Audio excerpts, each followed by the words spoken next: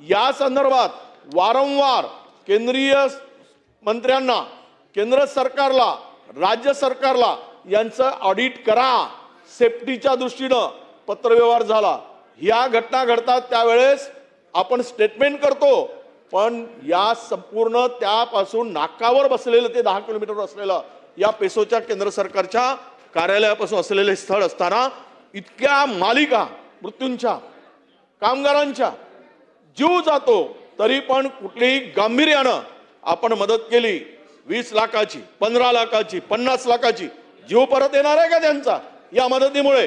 आणि एवढे मोठ्या स्फोटकामध्ये स्फोटकांचे कारखाने आहेत, एक्सप्लोजिव्ह आहेत, आणि आपण कुठलीही गांभीर्यानं पावलंच उचलत नाही। याला दोषी कोण आहेत? कोणावर अद्याप कारवाई झाली? आपला कामगार खातं काय करते ते सुद्धा त्या ठिकाणी बसलेलं आहे। आपले केंद्राचे जे ह्या ऑर्गनायझेशन आहेत हा काय करतायत? म्हणजे यामध्ये राज्य सरकार असेल की central for fire explosive environmental safety, यामध्ये defence research and development organisation, ह्या संपूर्ण कंपन्या, director of finance, director of industrial safety and health यांचे प्रमुख निरीक्षक, कारखाने पूर्वीचे कारखाने निरीक्षक, ही महाराष्ट्र सरकारची यंत्रणा आहे। यांच्यावर गुन्हा दाखल व्हायला नको? 20 कामगार गेलेत, पुन्हा 7-8 मृत्यू होतील असं मी डॉक्टरांशी बोलल्यानंतर मला माहिती मिळाली आहे। म्हणजे 30 लोकांचा जर उद्या जीव गेला तर महाराष्ट्रामध्ये कामगारांचा जीव जातो का याच्या काही किंमतच उरली नाही। अध्यक्ष महोदय, माझी विनंती आहे अध्यक्ष महोदय, आपल्याला हा गंभीर विषय आहे।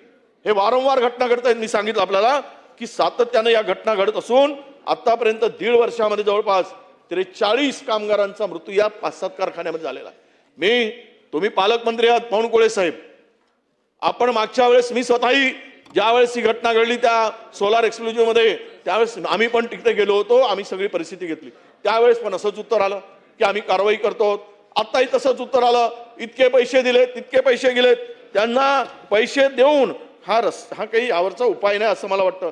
म्हणजे 300 रुपये मजुरीसाठी 14 गावकरी, त्या ठिकाणी 14 महिलांचा जीव गेला। गावकरी म्हणतात आमच्या जीवाची काही किंमत आहे की नाही? आमच्या जीवाला काही किंमत देता की नाही? तुम्ही पैसे देणार पण आमचं कुटुंब उद्ध्वस्त झालंय, त्यासाठी काय करणार? हा त्यांचा अर्थ असा प्रश्न आहे। अध्यक्ष महोदय, या कंपनीमध्ये जायला पक्का रस्ता नाही। ही कंपनी कमर्शियल स्फोटके, बॅटरीतील सेल, डिटोनेटर हे सर्व काही पुन्हा मिलिटरीसाठी काम करताय।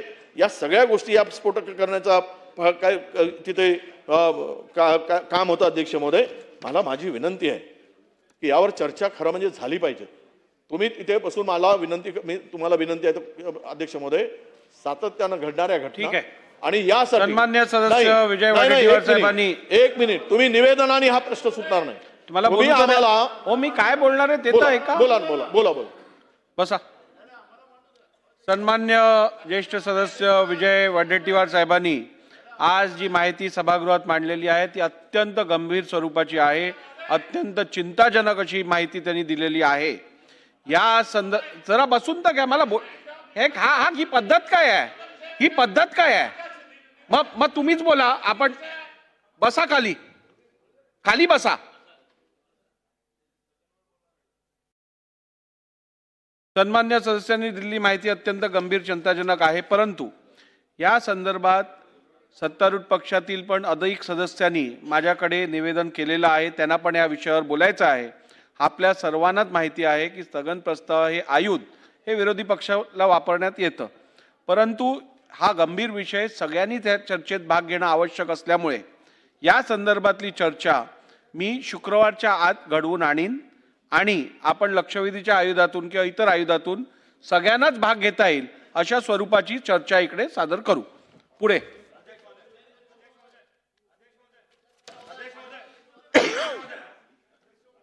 एक मैं देतो, अमीन भाई बोला। महोदय, मैं एक बहुत ही इम्पोर्टेंट सेकंड आपके सामने